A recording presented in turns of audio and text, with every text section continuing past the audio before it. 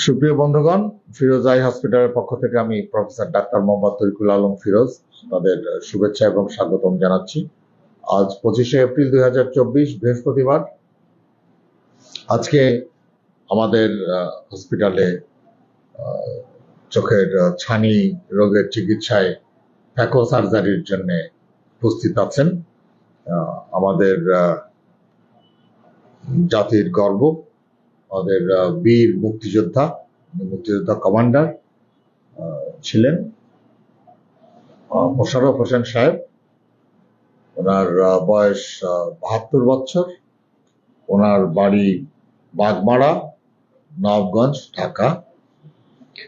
তো ওনার দীর্ঘদিন যাবৎ ডায়াবেটিস এবং ডায়াবেটিসের কারণে ওনার ডায়াবেটিক রেটিনোপ্যাথি, সেখান থেকে ওনার ডান চোখে বা ওনার রেটিনার সার্জারি করা হয়েছে, বাট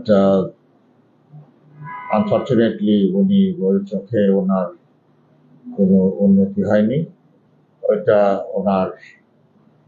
ওই চোখটা মানে লিটারালি লস্ট।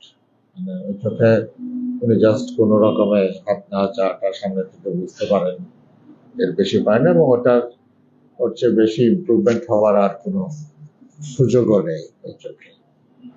তো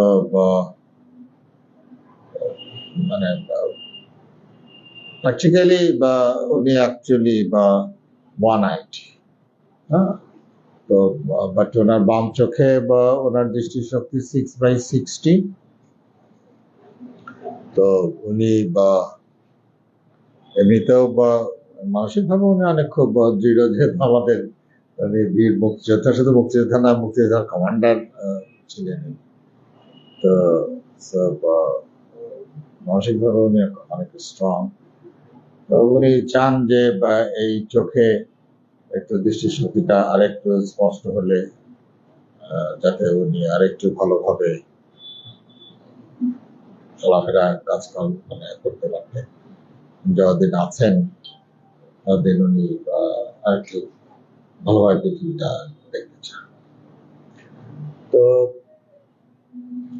এটাই আমাদের জন্য নিশ্চয়ই এটা খুব একটা সম্মানের বিষয়, সৌভাগ্যের বিষয় যে ওনার মতো একজন রোগীর, আমাদের মূলত জাতির গর্ব, এরকম একজন মানুষের সেবা দেওয়ার সুযোগ পাওয়াটা আমাদের জন্য একটা গর্বের বিষয়, সম্মানের বিষয়। তো আশা করি ইনশাল্লাহ আমরা ওনার সাকসেসফুল হবো, এবং ওনার যেটা ইচ্ছা উনি আরেকটু পরিষ্কার দেখতে চান, সেটা আল্লাহর রহমতে ইনশাল্লাহ যাতে করতে পারি সেই আশা ব্যক্ত করি। ইনশাল্লাহ সেটা সম্ভব, এবং বন্ধুরা সবাই দোয়া করবেন যেন আমরা আমাদের কাজে সফল হতে পারি। উনি তো আমাদের জন্য অ্যাকচুয়ালি অনেক করেছেন। আজকে ওনাদের জন্যই আজকে আমরা একটা স্বাধীন মানচিত্র পেয়েছি। ওনাদের আত্মত্যাগ, ওনাদের বিসর্জন, সব সেই দিনগুলোর কথা আসলে ওনারাই বলতে পারবেন, আমাদের পক্ষে বলা বা শোনার। আমরা তখন ছোট, তারপর দেখেছি। তো ওনাদের আত্মত্যাগেই বিনিময়ে আমরা একটা মানচিত্র পেয়েছি। আমরা আজকে স্বাধীন। আমরা সবাই আজকে আমরা যে এখানে বসে ডাক্তারি করছি, এটাই হয়তো সম্ভবত না আমাদের পক্ষে। আমরা যা কিছু করছি না কেন, সেটা ওনাদের আত্মত্যাগের বিনিময়ে। তো কিছু প্রতিদান যদি আমরা করতে পারি, প্রতিদান কিংবা কিছু দিয়ে দিতে পারি, সেটা আমাদের জন্য একটা বড় আনন্দের বিষয় হবে। তো বন্ধুরা দোয়া করবেন, ইনশাল্লাহ একটু পরে আমরা ওনার লাইভ সার্জারি করব। আশা করি আপনারা তখন আমাদের সঙ্গে থাকবেন।